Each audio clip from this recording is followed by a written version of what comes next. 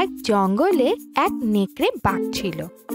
একদিন মাংস খেতে গিয়ে তার গলায় মাংসের হাড় আটকে গেল।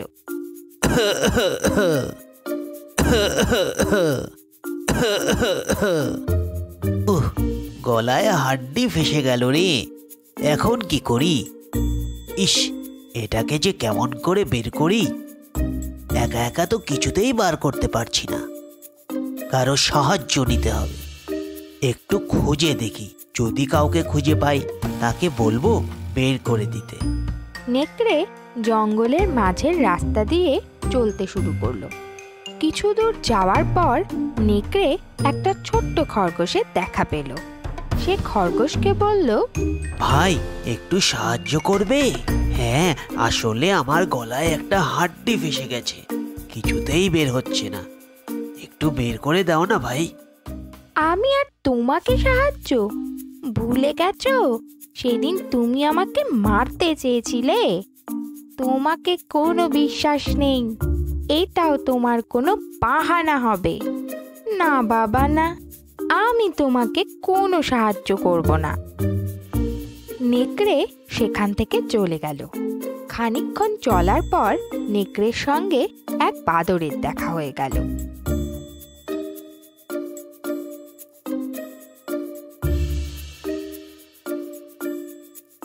ও বাদর ভাই, তোমার একটু সাহায্য প্রয়োজন। তুমি তো আমার পুরনো বন্ধু।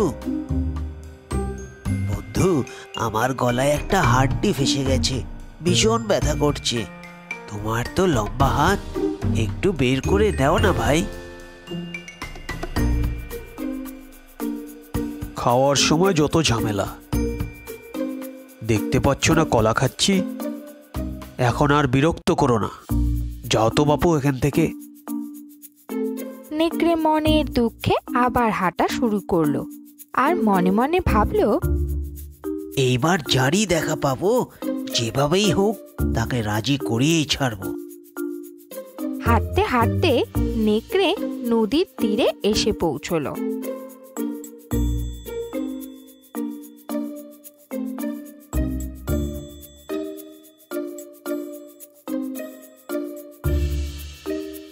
সেখানে একটি বক মাছ ধরছিল। তার লম্বা ঠোঁট দেখে নেকড়ে ভীষণ খুশি হয়ে গেল। আরে, এতক্ষণে আসল লোকের দেখা পেয়েছি। বকের তো বিশাল লম্বা ঠোঁট, এ খুব সহজেই আমার গলা থেকে হাড্ডি বের করে দেবে। একে যেভাবেই হোক রাজি করাতেই হবে। এই ভেবে নেকড়ে বকের কাছে গিয়ে বলল, কি সুন্দর দিন না আজকে। জানো ভাই, এই নদীতে না অনেক মাছ আছে। তুমি একা পরিশ্রম করছো, তুমি চাইলে মাছ খুঁজতে আমি তোমাকে সাহায্য করতে পারি। তুমি আমাকে সাহায্য করবে? নেকড়েরা ভীষণ চালাক হয়। বিনা কারণে তুমি আমাকে সাহায্য করতে চাইছো? এর পিছনে নিশ্চয়ই কোনো কুমতলব আছে। না না ভাই, তুমি আমাকে ভুল বুঝছো। আমি সত্যি তোমাকে সাহায্য করতে চাই, কিন্তু একটা সমস্যা আছে ভাই। আসলে আমার গলায় একটা হাড় ফেসে গেছে। ও, এইটুকু ব্যাপার?